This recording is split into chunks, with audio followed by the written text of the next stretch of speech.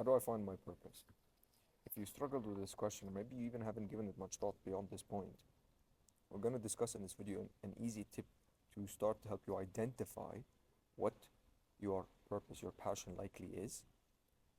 And this is a tool that you can continuously use because you notice that over time, as you change, as your circumstances change, your personality, this might develop over time. You might not necessarily always pursue the exact same path. So yes, you want to give it everything, but at the same time, understand that you want to take it as far as it goes without holding on too tight because you've made it more of your identity. You recognize when it's time to move on to the next thing. And once again, by the end of this video, you have an easy way to check what that's going to be for you. So let's get into it. Featuring these mosquito bites. I don't understand why they would go for the forehead, but anyways, if you've ever done anything creative or artistic in your life, which I'm sure you have, whether that's actual art, music, sports, even video games, and maybe you still do one of these or multiple, you'll know that when you actually get so into whatever that thing is, that thing that you enjoy so much, we call it the flow zone, right? You're tapping into the state where you almost disconnect from the actual reality, from time completely, and you get so involved in exactly what it is that you're doing, nothing else matters at that point. And it's almost like you're not even thinking, like you're just acting. Things are just flowing through you. You just know what to do and how to behave. And the key thing I want you to realize that you're doing is you are actually doing the thing for the sake of doing it. That's it. It's not for something else. So let me elaborate on that.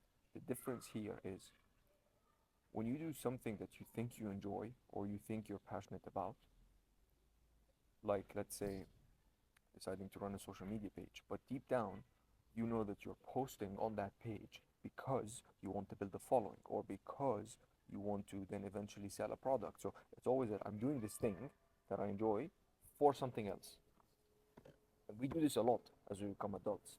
But what you need to realize is the things that you're truly passionate about, you approach them in the same way that kids do, where they decide that I want to play this, I want to have fun with this, and that's it. That's as far as it goes. You're doing the thing for the sake of doing it, that's it. And that's what your passion, your purpose is. It's something you would do for no other reason whatsoever. And notice the subtle difference in that when you do something you enjoy for something else, it still feels more like a task, a job, a career. And that's when you're still going to get procrastination sometimes, burnout, boredom, all of these things. These are all feedback mechanisms to let you know that actually what you're doing is not as high up on your values as you think. Whereas when you're doing some kind of a sport, a video game, art, music, whatever it is, you don't even need motivation to do it, right? Because you're spontaneously inspired to act on it. Why? Because it's your purpose. You value it, you enjoy it, and you do it simply because you enjoy the act of doing it, and it ends there. It doesn't go any further than that. And that's why you don't deal with any of the concepts of procrastination or burnout or any of these things, because you're not doing it with any expectation. You're not trying to get paid. You're not trying to impress someone, do it to for someone else, for something else. You're just doing it for the sake of doing it, no other reason. And that's when you'll find you'll be able to do it for hours and hours and hours, and no matter what, you will enjoy it. And it's not to say that it's just something that's always comfortable. You might sometimes have periods where you're doing it and it's challenging, but that's part of the fulfillment that gives you the enjoyment. We never want something to be completely easy, and at the same time, we don't want it to be always challenging all the time. There's a fine line, an intersection between support and challenge that gives us maximum growth and enjoyment. And that's why you notice all of these different, even forms of entertainment that we've designed for us. Movies, series, video games, whatever it is you want. They are designed with that in mind, with that nice balance between support and challenge. And that's what we enjoy seeing. And again, that's just a fractal projection of our internal states, our actual true essence, our consciousness. So the phrase I want you to remember when it comes to trying to understand if this is something I'm passionate about, if it's my purpose, is effortless action. Okay, effortless action Almost sounds like a paradox, right? But you start to notice that the things you enjoy doing for the sake of doing, you will immediately take action without even needing any kind of energy or momentum behind it. The action just happens on its own, right? Whereas when you're doing things that aren't very important to you, it's almost like every bit of action you need to take, there's so much energy behind the intention and pushing yourself or forcing yourself to do it. And it's almost like eventually you can run out of this energy, run out of the ability to take any more action.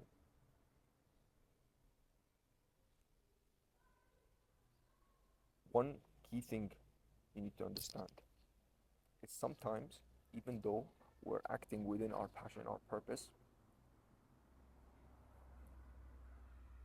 surrounding actions or decisions that we need to make that may or may not be aligned with our purpose might confuse us into thinking that this isn't for us. Because once again, the feedback of procrastination, burnout, boredom, all of these things will start to come up. So, for instance, if you're somebody that enjoys watching movies and series a lot, and you decide that it would be enjoyable to you, you would love to just set up a YouTube channel to speak to other people about what you think about these movies. Okay, maybe even you watch trailers and do reviews together. That sounds really fun to you. And once again, effortless action here. You're willing to watch these movies, record the videos, put them up just for the sake of doing that. Not because you want anything, not because you need someone to watch it. It's because you enjoy doing that. So you're willing to do it purely for the sake of the action. So that's a good indication. And let's quickly have this set up here. Looks like it's failing me. So the other thing is, you need to realize that there's going to be a process of editing, right? And maybe when you post the videos, you need to decide what the titles are going to be, thumbnails, all of these kinds of things. The analytics side of things, let's say. So you might not really care for these things. Some people do, but you might decide that that's not something that you care about. And now all of a sudden you feel that friction. So when you're trying to post a video and fulfill your actual passion, there's this obstacle in the way, which could start to bring up the idea of procrastination. And this is where it doesn't feel as effortless as it did. So there are two ways that you can approach this, really. Number one is you delegate things out to somebody else. So this is why companies have different teams and sectors. Ideally, what you want is you want to have every single person operating in the area that they value, that they enjoy, where it feels like effortless action, right? Imagine having this company that fully is operating on almost no energy in a way, right? It just runs itself. Doesn't need any input or motivation or resources to push it, because it's designed specifically in a way where it's piecing together all the right people in the right areas, and they all take the spontaneous action without needing anything else. So you want to do the same thing in this case. You want to delegate the tasks that you don't enjoy. You bring in an editor, you bring in someone that does all of the back-end things. And now you can dedicate your full time to what it is that you enjoy, to your passion. And once again, now it's going to feel effortless.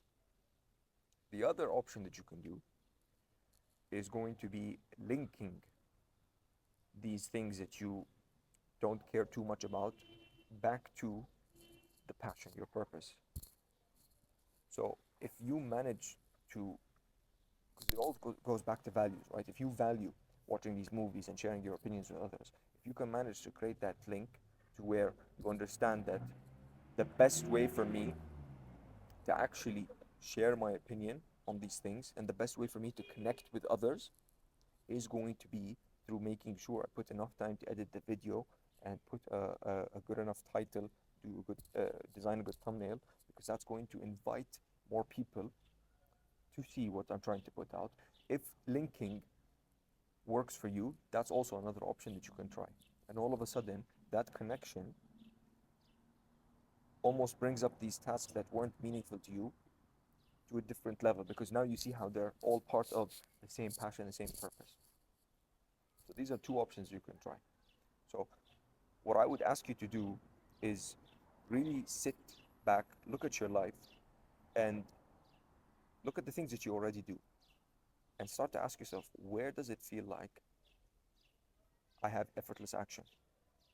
What things do I do in my life that aren't for anything else, that I just do for the sake of doing?